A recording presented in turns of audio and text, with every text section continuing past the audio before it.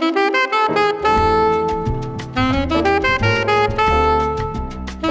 係舉峰，我係一個小說家，做藝術家朋友嘅咖啡館裡，跟一個老朋友點一咖啡，聊一段客家嘅風法。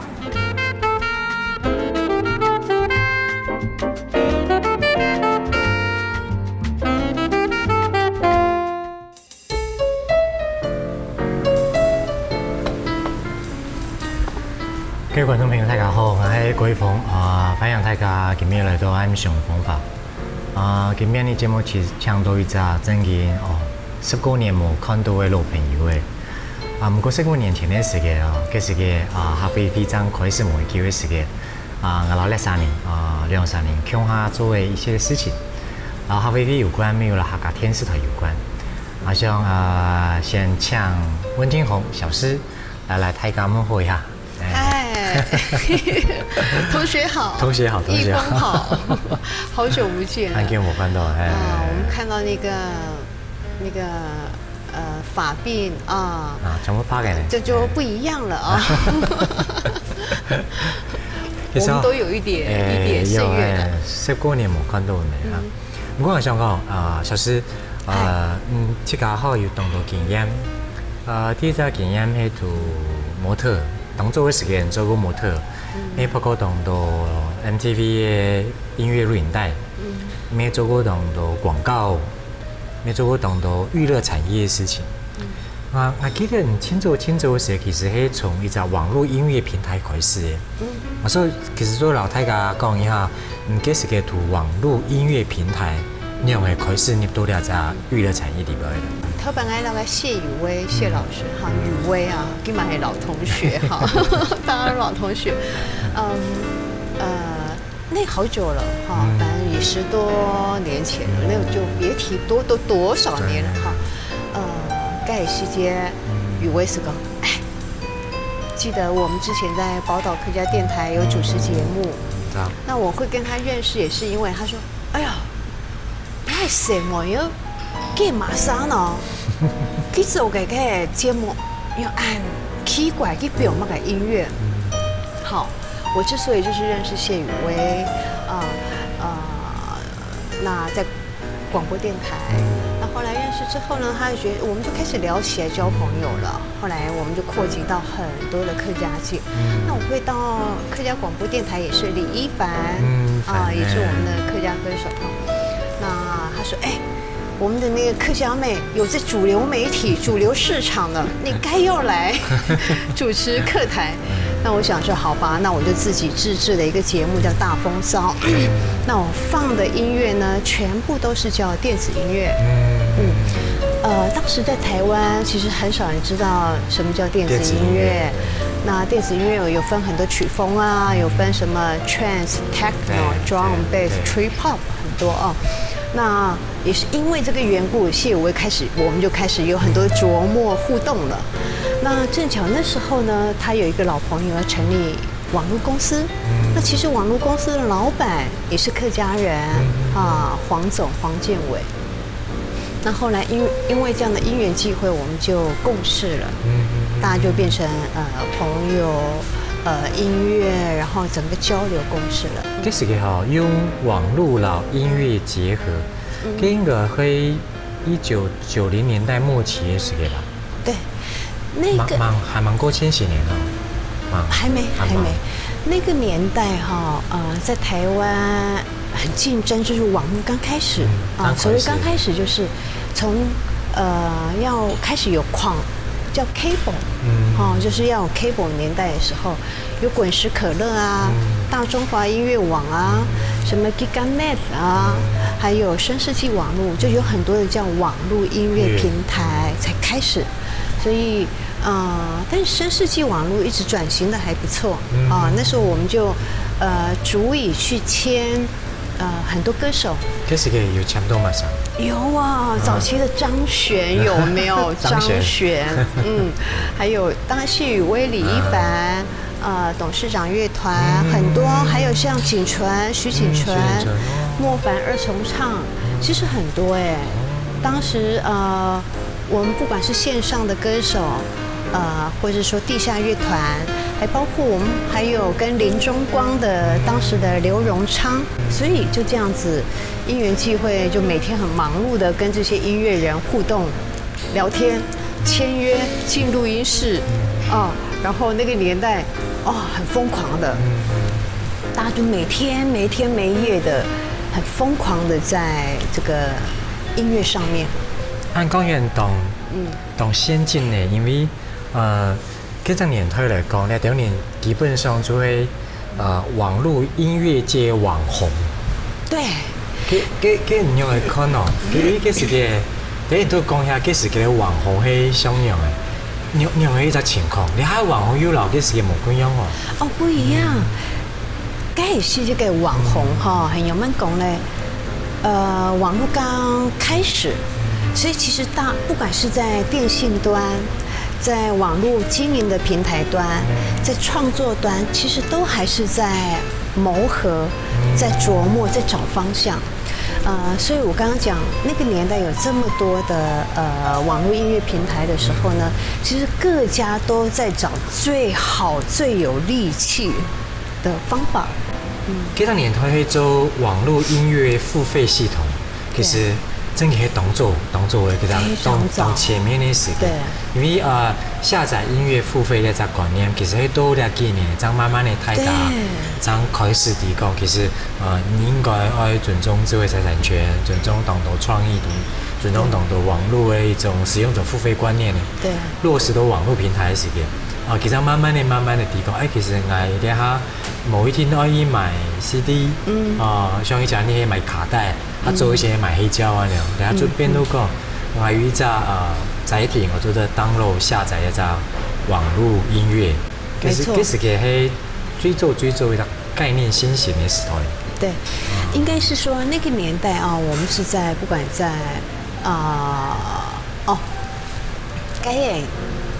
超台啦，梗係超台真開始。啲開始嘅時間咧，其實大家喺度嘅科技網絡上面還有琢磨，還有串流。那個年代我們是在講網絡串流哈，跟串流跟陽班音樂上傳由陽班下載，跟付費機制是大概中華電信公司來談。所以當時的年代我們算是開創了。我在每一個領域都是開疆拓土喊菜狗要按菜狗呢，我都做安樣的事情哈。可是當有成就感那個年代就是說其實付費機制不難我們都會有後面有個平台，我們都可以計算，只是沒有那麼盛行、風行。那是一個。那另外就是說，幹嘛改智慧財產權？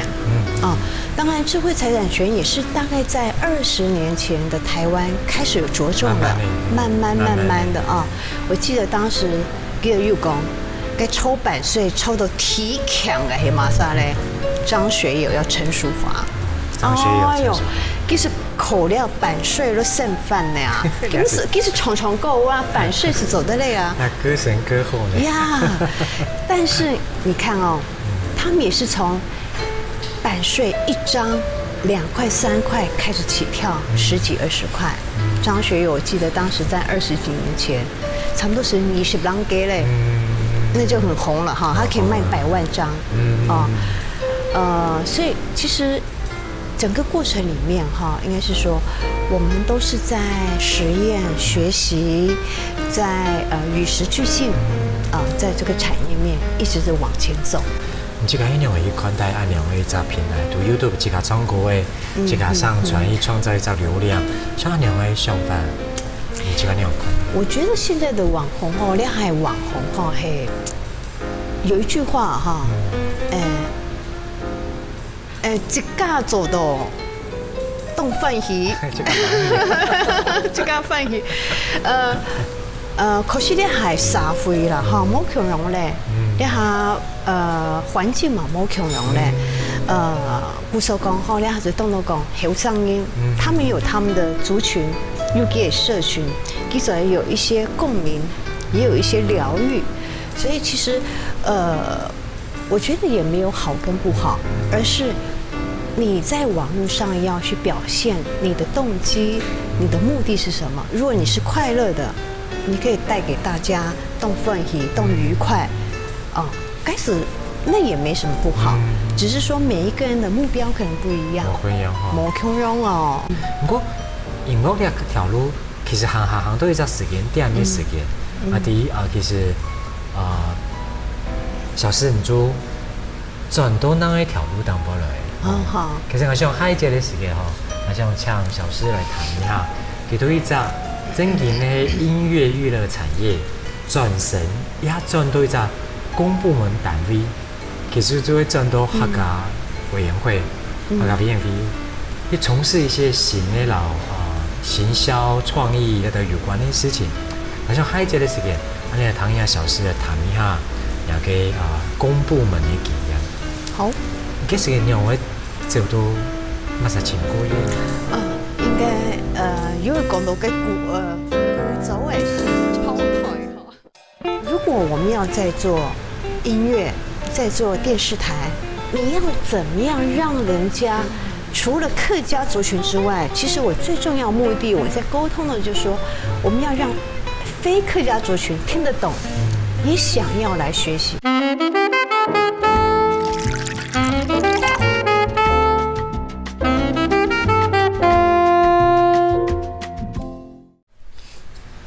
所以小詩咧擺帶很多相片過來，幫你看一下。其實咧除咗底下，其實看到啲董春月一隻時間啦，所以講，就葉菊蘭女士擔任客委會主委嗰隻時間，其實就轉身，你到客委會嗰隻時間，因為按樣做娛樂產業，一下就轉到公部門。有一個大轉彎，我告訴你，我係人生哈。是不斷的轉彎的，而且不斷的轉彎，它就變成一個圓了。你啊，動身起啊哈。其實跟他都讓雨薇跟我共事的時間哈，都跟新世紀網絡的時間，我是差不多第一輛哈不會是都跟差不多要籌備期了。那後來是因為我們的老朋友張典婉典婉姐，她想說，哎。他需要一個活潑、積極在做企劃行銷、策辦活動上有經驗的，那可能就有想到我那雨薇也說就找小詩啊，找溫清紅啊，那開始就在跟典婉一塊，我們就共同的策辦，已經整合很多的資源。其實幾集我記得老小詩有接觸嘅客委會得出來一隻案呢，其實就係桐花季，好嘛？哎呦，個桐花季哈，桐花季愛上愛形容的，and 全部哈，桐花季真的我可以有一個革命的一個心血跟情感啊。當時我們在創辦桐花季的時候，典婉也好，我們全客委會的同仁。所有的長官全部都是每天平均工作到9點或10點，整個客委會都動起來。你可以想象，就是當時，我們第一個要謀合很多跟長官們之間的一個走私來縫隙，還有溝通的語言，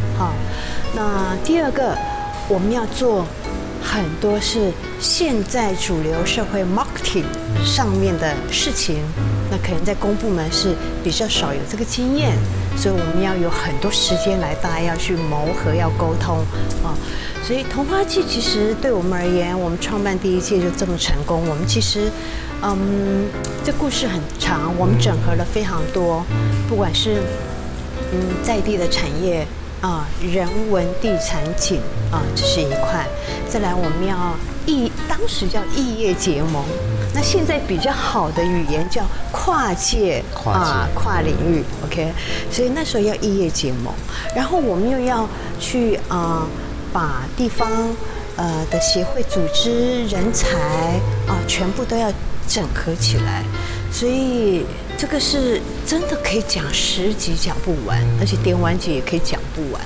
所以我們算是很先驅的，包括我們在做之前的花布客家花布，法布讲讲哦，就是拿出来看嘛，真的拿出来看啊。那法布讲讲看，俺都个谁啊模样哈，谁哎模俺都俺讲哈，哎呦，还有我帮你看，还有马上看，你看都有没有？竹尾啊哈，客家美女呀，邱意莹啊，哎呦，还有一个美。哦，这个美女就不用讲了啊！你看，还有我们的徐彩云，彩云妹，她当时小朋友还这么小，安 C 哦，哈，所以一路走来啊，我们在应该是说我们在做童话季之前啊，跟点网我们就做了这个花布，其实这也是一种我们讲的一个新思维，叫做我们如何。我们在客委会其实很单纯的初衷哦，就是传承。那传承什么呢？就客家。其實我記得佢童話一隻事情啊，當做讓你提拜等等點完等等小師去行嘅美麗嘅嘅童話路線嘅時間。其實嗰個時間上嘅，其實嗰時最大疑問哦，多啲人記得就講你整件客家佬童話之間嘅關係係乜嘅？不過按多年下嚟，我是個當單純嘅一隻想法，就講你講做文化創意產業好了，因為在 marketing 嘅概念一塊，其實童話佬客家連接其實當成功嘅，因為大家講到童話就會聯想到客家，就兩件事情嘅連接，其實就會做 marketing 嚟講最成功一件事情。而家講到嘅法布咩係？我說法布都嗰時嘅童話以前係冇特別去講客家法布，因為安尼些時嘅法布就阿婆嚟包便當嘅時嘅包東西嘅時嘅就寬等嘅東西沒有，唔會想講佢有乜嘅時尚啊、散服啊，當時有相當樣嘅連接感。不過後尾其實法布就變到那個隻客家嘅代名詞，大家就看到法布貼在臉上都係概念哦，咩係客家。其實兩件事情啊，就童話到法布，兩件事情，就從一個商業marketing 嘅概念來講，其實佢係當成功嘅一個案例。當然，按多年下來，佢嘅當多事情變化改變，有啲往後嘅方向去慢慢地產生新嘅連接，有啲當然慢慢地就行到一個卡定嘅地方就等一個新嘅轉身，這個轉過來。因為我香港人講到吼，小時你嘅人生都印度嘅轉身嘅過程，係一個當中有一個，我是都係一個新嘅老客家音樂送出去嘅方式。你就是要談下，其實跟這個推動嘅客家音樂節目。好。從我們的童話劇哈，你看花布現在已經走上時尚化，也走到巴黎的舞台了。然後花布之後，我們的童話劇其實有沒有發現這兩個點，我們都是找到文化的源頭，開始說故事。不管以前的30到50、60年代我們的祖先安德偉哈，安德羅西泰了哈，該還是的都嘛都在走幹嘛三大的事情哈，所以該故事是動動，所以我們就開始帶出花布跟客家的情感故事，那開始一步一步的怎麼樣往設計跟時尚走。那後來我跟點婉在客委會的時候，我們就是要在策劃，就每一年在我們講 promotion promotion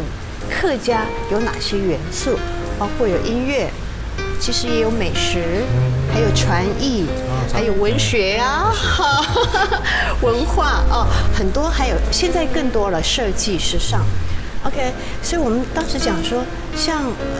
這個音樂，我們認識雨薇嘛？我說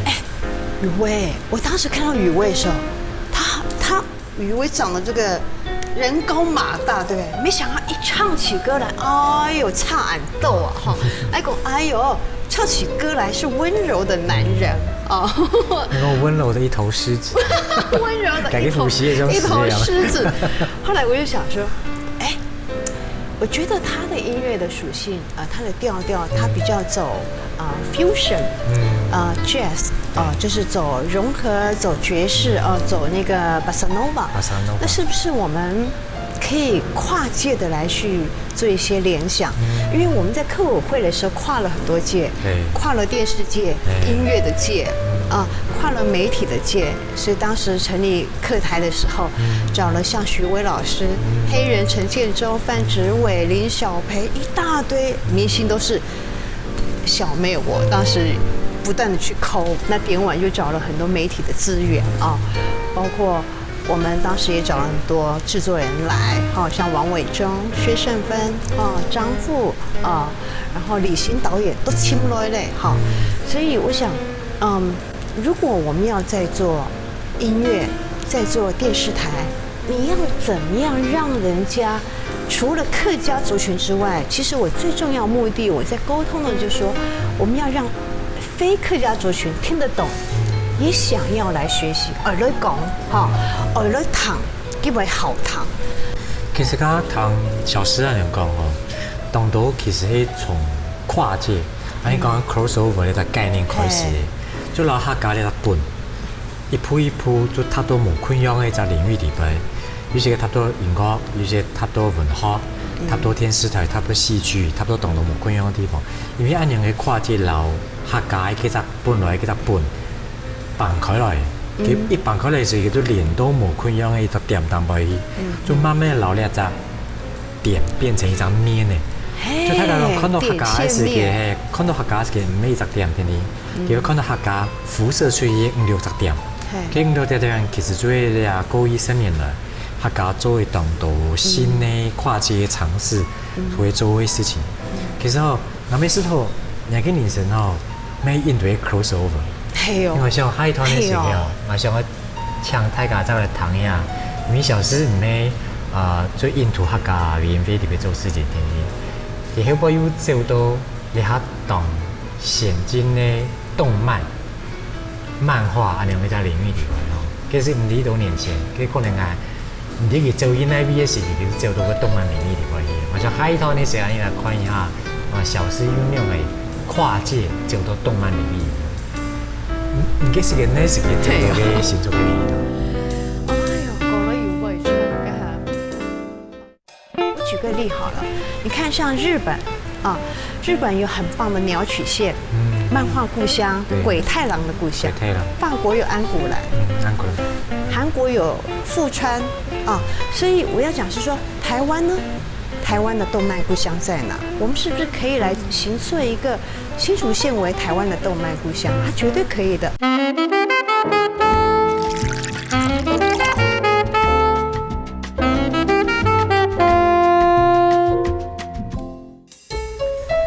各位觀眾大家好，你上一節老小師講了當多，你用嘅到音樂安樣嘅領域裡面來做行銷推動，你用嘅到公部門底邊來推動佢自家對音樂、客家美食當多嘅想法。不過其實佢到下邊飛一段時間以後，即個咩唔知乜嘅原因小師主要走到動漫領域去，你只要講一下，當然你。彼此失聯的時間發生那個事情。係啊，我講嘅人生人生很奇妙是一個大轉彎，但是你這個彎轉得對的話，跟你走的事情是情分喜嘿。你走的事情其實為一隻當順利當然好，我都下回離開先開始走嘅，你係文化部跟開始走嘅文建會，就是現在文化部叫文建會那我們是第一批在推動文化創意產業的我們算政務官嗎？那時候我在負責經營輔導組的組長，所以那時候還是25縣市，25個人士為走啦該離開文建會的時間呢，我自己有新的公司做了一下該是跟做跨界跨領域文創設計、時尚產業輔導企業形象都有啦該因為他做到很不錯啦做到有點麼心機有點麼成績該報效我的学长是漫画家赖有贤，我跳白度嘅合妹夫也是，你是嘛哈？哎，相认了呢哈。哦，忙啲人就该信中人又叫漫画家哈。哎呦，赖有贤呢哈，该是认识嘅是猛来呀。跟乜嘅按照文化创意产业呢？该你知道的，艺术家创作者可能未必了解在这一块是什么。后来我是到有闲，我是讲哦，该系乜嘅东西，乜嘅东西，该其实问我讲，跟漫画到底做乜嘅呢？哈，我讲漫画咁多东西都在做呢，你唔知哦，好，应该是说在动漫园区之前的10年前，我就跟赖有贤漫画家就沟通起这个事情了。好，我到我们建府的时间，我是来讲做得来做那个动漫园区的筹备，该行我是来推动新竹县的文化局长叫曾焕鹏曾局长，就是我带着赖有贤他们说，哎，我们来去走了刚按了漫画年期的筹备，好，该下是去筹备的啦。可是该下的公部门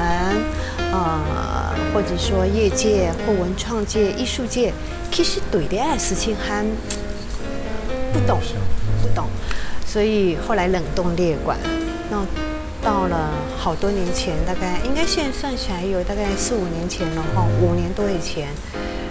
信州人嘅人长其实起到讲，以后这些事情走得走哦哈，开始在跟交通部观光局信强按照国际观光魅力据点计划，这个计划系乜嘅咧？中央动态嘅，你各县市政府你都要来信强，你有动好嘅计划，做对应嘅地方、对应嘅人士、对应嘅产业、对应嘅观光。又蹦出来，你是都要想一个大计划来推动。你下动漫其实係像安尼台北嘅動漫展嘅時間，年咩後生年、老些年全部都走到嘅展覽館去看動漫漫畫。其實一隻動態一隻產業都地方。佢都嘅動漫園區做安樣嘅橫向嘅整合。其實我就想問佢。你下台灣慢慢的發展起來，是個有一部分都像動漫的戲劇，天師也好，天陽也好，你這個你有看台灣的動漫的那種影視發展？應該是說了哈，我們用半音來看台灣嘅動漫產業。其實你台灣冇幾個嘅動漫產業，冇幾個，我們沒有自己動漫產業。好，剛剛我們提易峰，剛剛我們提的漫博會，年年的漫博會現在10幾屆了哈。其實你看哦，年年成長大概有10到20%之間的這樣成長的量。跟你看哈，人家的漫畫全部都係歐美、日本、日韓的。其實台灣嘅漫畫、台灣嘅原創可能佔了不到10%。所以我在經營動漫園區也先開始都在想，按照做按個台灣原創，所以台灣原創是我們的精神。動漫園區裡邊做的其實係台灣當地的動漫的元素，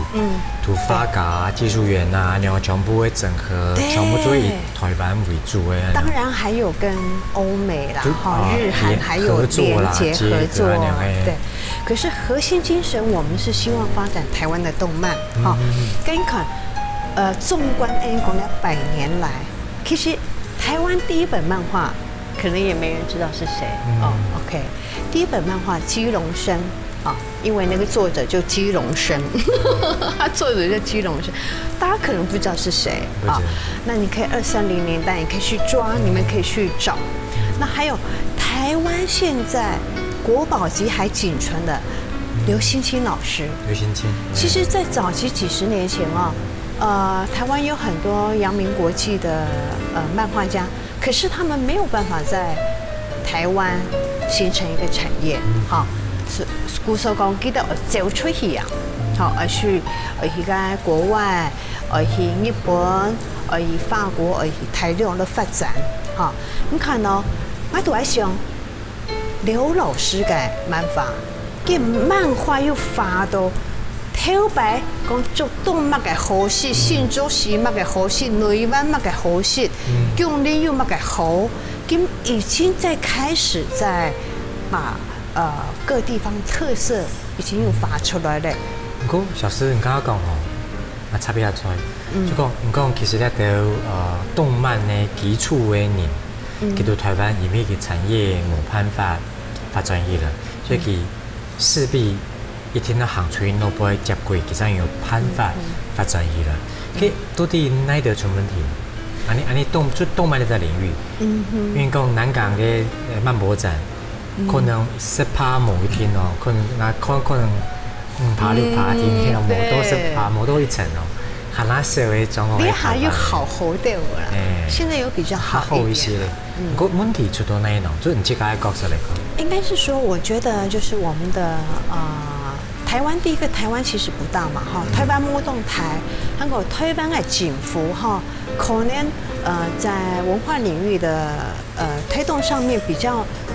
早期都还没有很重视这一块啊。那更早期可能60、70年代有一些戒严啊，有一些漫画是被禁的啊，所以台湾的时冲动谁好，跟你看一下，安妮刘欣欣老师，阿山跟大婶婆。给夯到迷过去，给俺奉新呢。哎，那刘老师哈，他发明了140多种东西，包括我们的那雨伞，很多风力、水力、电力的东西很多。你看，给大婶婆这个品牌，我们开始讲到这个动漫品牌啦，台湾，它有大婶婆学校、大婶婆美食、大婶婆食品、大婶婆周边的。但是他这个重心全部都迷关，哎，台湾几么呀？所以刘老师佢从来都来讲，佢讲我按好的东西，台湾的政府唔晓来用。我举个例好了，你看像日本啊，日本有很棒的鸟取县，漫画故乡，鬼太郎的故乡，法国有安古兰，安古兰，韩国有富川啊，所以我要讲是说台湾呢。台湾的动漫故乡在哪？我们是不是可以来形塑一个新竹县为台湾的动漫故乡？它绝对可以的。刘老师、曾正中老师、刘正国老师啊，所有国际知名老中青代都出生于新竹县市。我们用这个人文的概念啊，来去带起这个故乡造镇。它绝对可行，所以我们还是回到比较 marketing 商业的一个模式来思考，带到文化的结合。其实小师刚刚讲的事情，喺台湾漫画老动漫，两个产官学三件事情，两个结合的问题。好像其实每图漫画端天天哦，每图动漫端天天，好像台湾有动到地方，做得去做两内部动到。创意整合，然后文化融合，两位这动作，然后呢，一定每1年2年就做这类事情。我讲像海滩，你这个来谈谈的小师用家自家的经验来讲一下，到底台湾样的用文化品牌的概念去思考产官学那3件事情，做要整合。我想其实啦，应该这个花1,200段的时间，然后太讲讲一样是另一种精彩。我说哇，真的要赚钱。文化绝对可以产业化，只是它是量化、客制化、少量啊，还是有怎么样限制啊？这个都可以来去规范啊。我回到一个概念，其实台湾的消费者要回归到一个思想。消费者付费的概念，其实创作者也好，设计者也好，在这个产业里面啊，还有制造者也好，他就能够生生不息。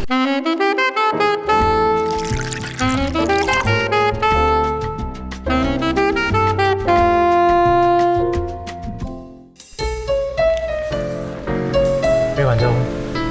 你上一段时间谈到当多老台湾动漫有关的事情。其实你可以思考台湾动漫有的软实力，都在台湾，都是你有的弱实力，你有的好处。那像其实在根本的问题，其实就係台湾的文化做的产业化。其实这个问题，我想问一下，小师，这个你来看，当台湾的文化，唔是讲客家啦，客家这个客家的文化，就用客家啦、台湾安样的文化底蕴哦，你要去思考产业化的问题。其实文化产业化、产业文化化，系特别爱读文建府也些咯。东西也跟陈玉秀主委我们主推的一个思想啊，那文化绝对可以产业化，只是它是量化、客制化、少量啊，还是有怎么样限制啊？这个都可以来去规范啊。我回到一个概念，其实台湾的消费者要回归到一个思想。消费者付费的概念，其实创作者也好，设计者也好，在这个产业里面啊，还有制造者也好，他就能够生生不息。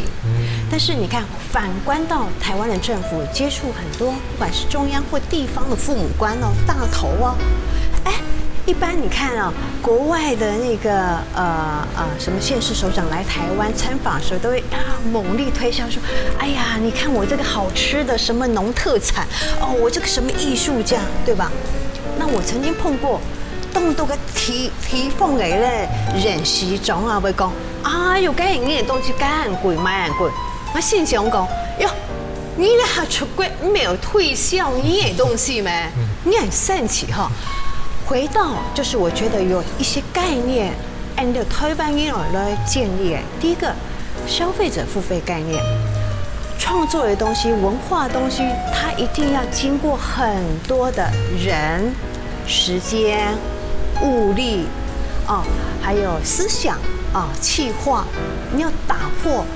重建、重组然后再来去输出，所以它有太多的我们讲的工程的一个淬炼。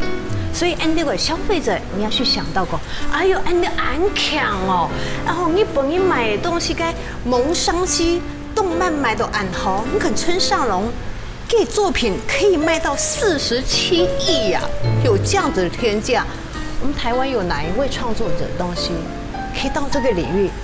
因为我们台湾人观念嘛，会改变譬如说，那个易峰，旁白易峰的作品我就很推荐啊。那个作品里面的有些故事内容，它其实是有一点神奇，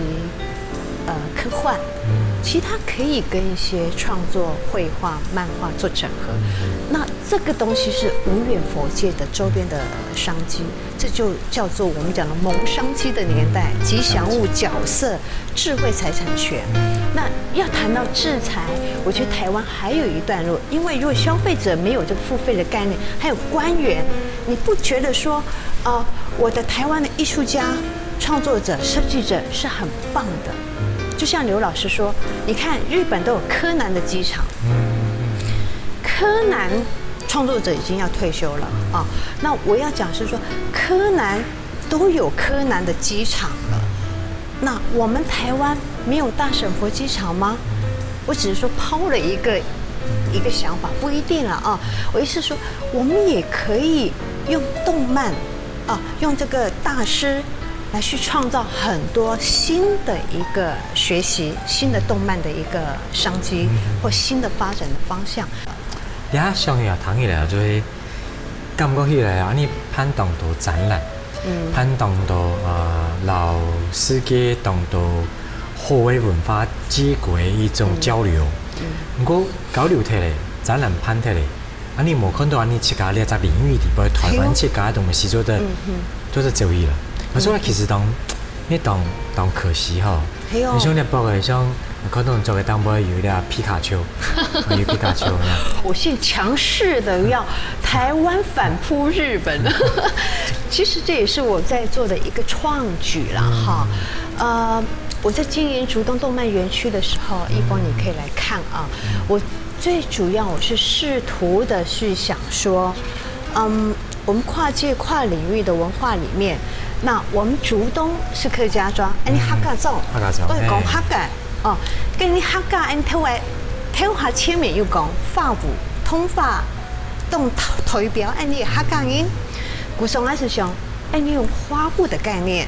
来跟皮卡丘结合。当然，一开始代理商日方是非常反对的，应该是说日方还不知道了哈，代理商是觉得哦，两冇可能呢，你本人唔会接受安样的事情啦哈。I 讲，哎呀，你相信我啦，你本人极天会接受这样的事情。果真，我们就提了一个计划，皮卡丘来到我们的客家庄，而且皮卡丘哈，你 Pokemon， 你还宝可梦东风啊哈，哎呦，咱讲我们是第一个真正代理 Pokemon 到台湾的一个小主题店啊，那又夯都得又夯呐哈，都得去做动款一个小主题店，就是皮卡丘的主题店。那我为什么要做这个跨界的结合呢？动简单，那希望讲，哎，国外的吉祥物，我们讲 IP 角色来到台湾之后，是不是它有一个新的一个呈现方式，跟我们的互动，跟我们的语言，我们的 dialogue 是什么？啊，来到我们的竹东客家庄，我们有怎样的一个新的一个火花？我说让他来去带上我们的客家花布，所以之所以有这个法布了哈，就皮卡丘老法布，皮卡丘法布结合了，讲学是讲哈，我们很单纯，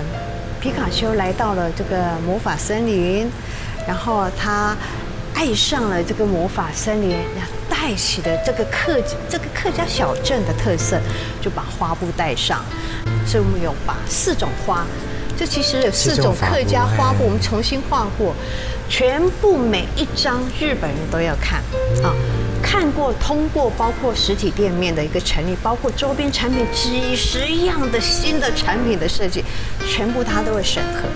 所以我们是经过了也是1年时间。必须要去经过这么长段的耐心的沟通啊，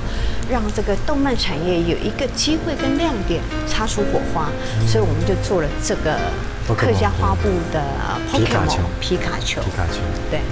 那当然这是一个在行硕竹东镇啊，我们在行硕客家的一个元素之一而已。那当然未来还有很多的元素可以运用。我那个点带出来讲，其实。像皮卡丘好了，其实当以前的一只日本的一只，你那讲动漫的一只吉祥物角色，佢那边都讲，其实佢变到了最新型的手机的游戏 APP 结合的用哈，那种实体的互动啊，那种差不多进入到 VR 的一种时代啊。对，其实按两个一只有时代感的一只吉祥物，很多时代亲前面。我想其实可能安尼做一点点，安尼的想法吼，讲真嘅呢，很甜到哦。运动讲啦哈，按台湾体育谱的先凑哈，乜个按照体育谱呢？你认不认识什么叫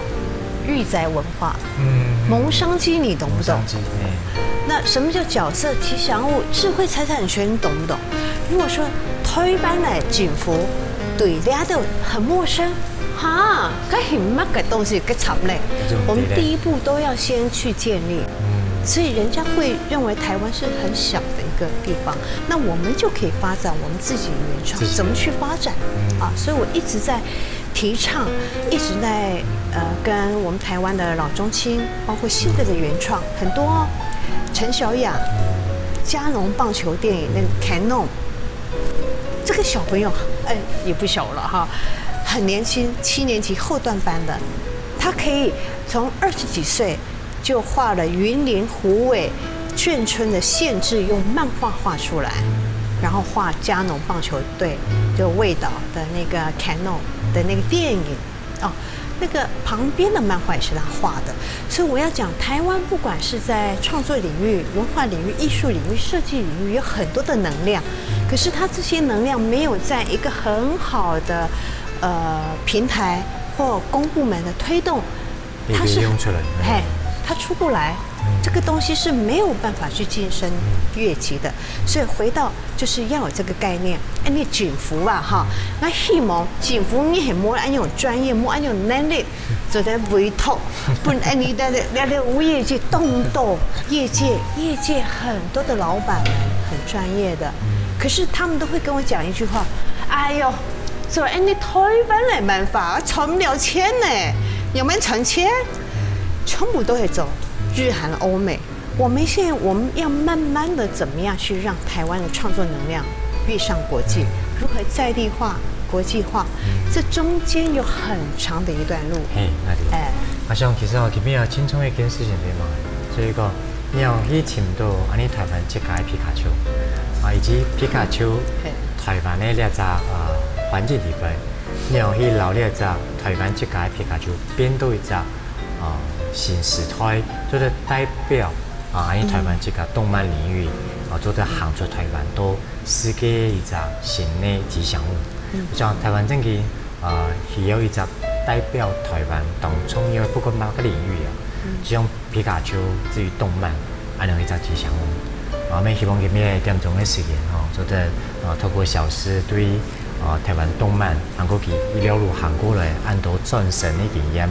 都要大家分享当中因为marketing韩国向台湾行出一两条路的一个方式。但是在